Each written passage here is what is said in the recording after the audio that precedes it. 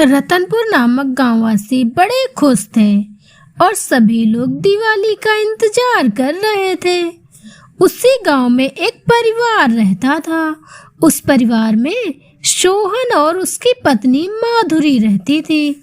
सोहन की एक छोटी सी दुकान थी, क्योंकि दिवाली आने को थी।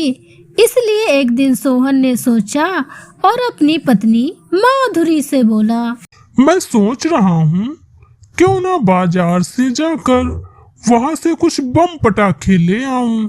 दुकान में रख लूंगा तो अच्छी कमाई हो जाएगी।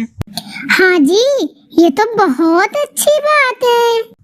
तो ठीक है, फिर मैं कल सुबह ही शहर के लिए निकल जाऊंगा। शहर काफी दूर है तो मुझे आते आते रात ही हो जाएगी। फिर अगली सुबह सोहन पटाखे लेने के लिए शहर निकल जाता है। शहर में बहुत भीड़ होती है और सोहन को आते आते बहुत रात हो जाती है। जल्दी घर पहुंचने के चक्कर में सोहन जंगल के रास्ते से घर आने लगता है। जंगल बहुत ही घना और खतरनाक होता है। सोहन को जरा भी अंदाजा नहीं था कि जंगल में एक भयानक भूत का साया है। इस आदमी के हाथ में ये क्या है? अभी इसे गिरा देता हूँ। भूत मजे मजे में सोहन के हाथ से बम के थैले नीचे गिरा देता है। थैले में से कुछ बम और पटाखे बाहर आ जाते हैं। भूत उनको देखकर अचानक उदास हो जाता है। सोहन अपने पटाखे वापस थैले में रखकर घर को चल देता है। अब भूत भी उसके पीछे पीछे लग जाता है और उसके गांव तक पहुंच जाता है। गांव में पहुंचते ही भूत की आंखें खुशी से चौड़ी हो जाती हैं। दिवाली, अरे वाह, सब कितना सुंदर लग रहा है। अब मैं भी इन सब के साथ दिवाली मनाऊंगा। भूत उस आदमी के साथ उसके घर पहुंच जाता है। घर में सोहन अपने पटाखे के थैले लेकर पहुंच जाता है। अरे आ गए आप, काफी देर लगा दी आपने। अरे बस क्या बताऊं कि कितनी भीड़ थी शहर में, और ऊपर से मेरे थैले नीचे गिर गए। बड़ी मुश्किल से घर तक पहुंचा हूँ।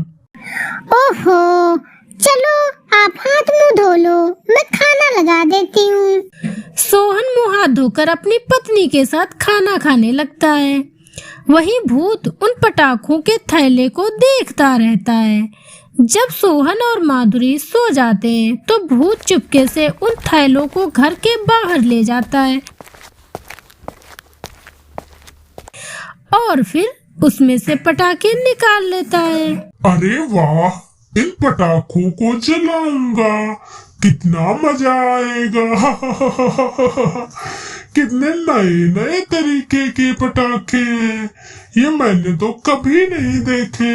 भूत एक एक करके उन पटाखों को जलाने लगता है और खुशी के मारे उछलने लगता है। पटाखों की आवाज सुनकर सोहन और माधुरी अचानक से उठ जाते हैं।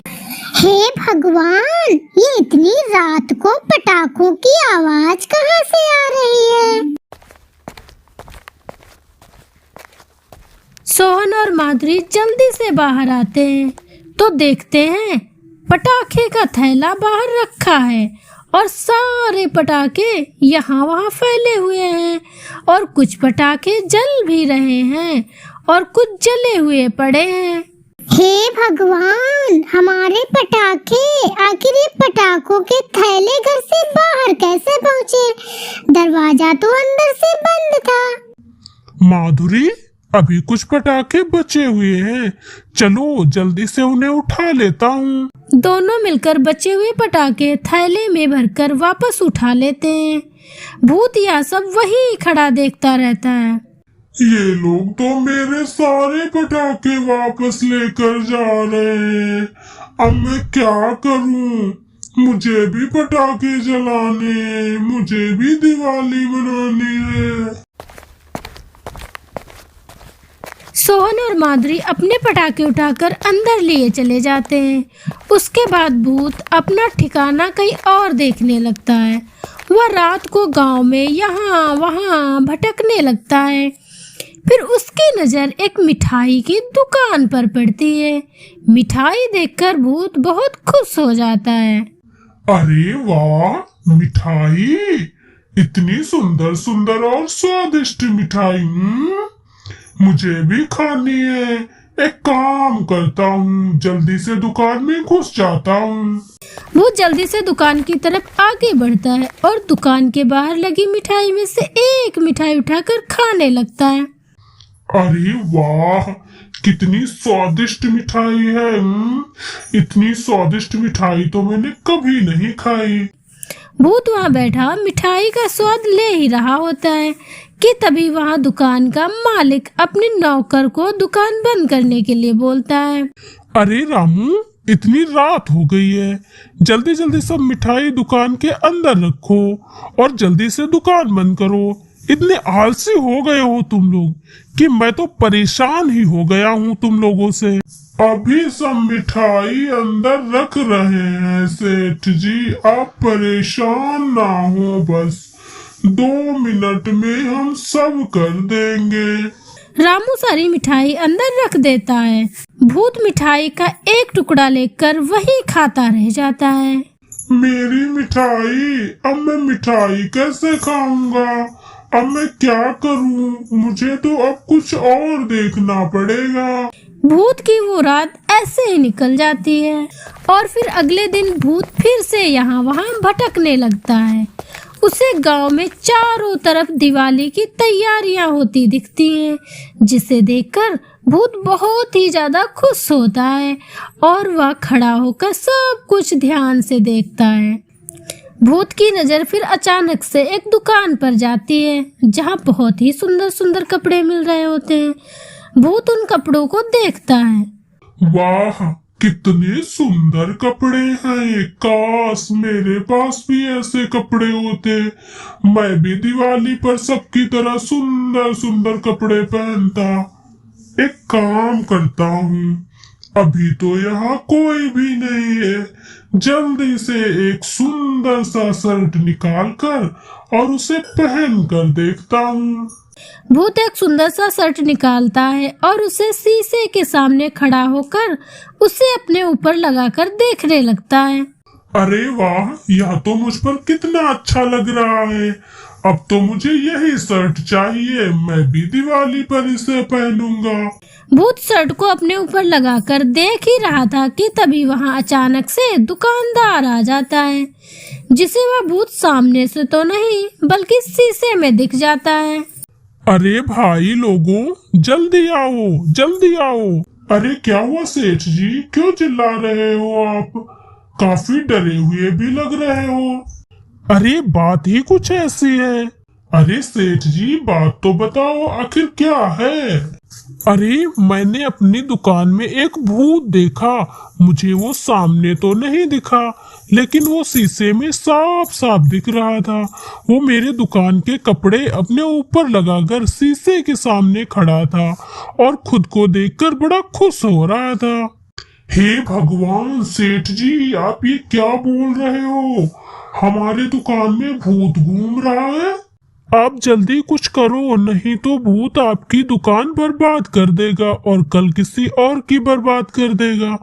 अरे जल्दी किसी तांत्रिक को बुलाओ, अब तांत्रिक इसका समाधान करेंगे और जल्दी से इस दुकान को बंद कर दो ताकि वह भूत अंदर ही बंद हो जाए। दुकान बंद करते ही भूत अंदर बंद हो जाता है। अरे ये क्या, ये दुकान किसने बंद कर दी? अब मैं क्या करूं? मुझे तो इतना जादू भी नहीं आता है कि मैं इस दुकान को खोल सकूं। तांत्रिक उस दुकान का दरवाजा खुलवाता है और अपने मंत्र उस भूत पर पढ़ता है, जिससे वह भूत सभी को दिखने लगता है। वह भूत दिखने में बहुत ही लाचार और गरीब होता है। उसके शरीर पर कपड़े तक नहीं होते हैं। मुझे छोड़ दो, मुझे जाने दो। मैंने किसी का कुछ नहीं बिगाड़ा है, मैंने किसी का कुछ भी बुरा नहीं किया है। तो फिर तू इस गांव में क्या कर रहा है और इस दुकानदार के साथ क्या करने वाला था?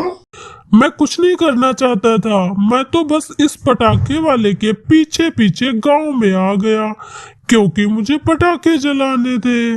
फिर जब मैंने पटाखे जलाने शुरू किए तो उसकी आवाज से वो लोग उठ गए और सारे पटाखे ले गए। मैं बाहर ही खड़ा रह गया।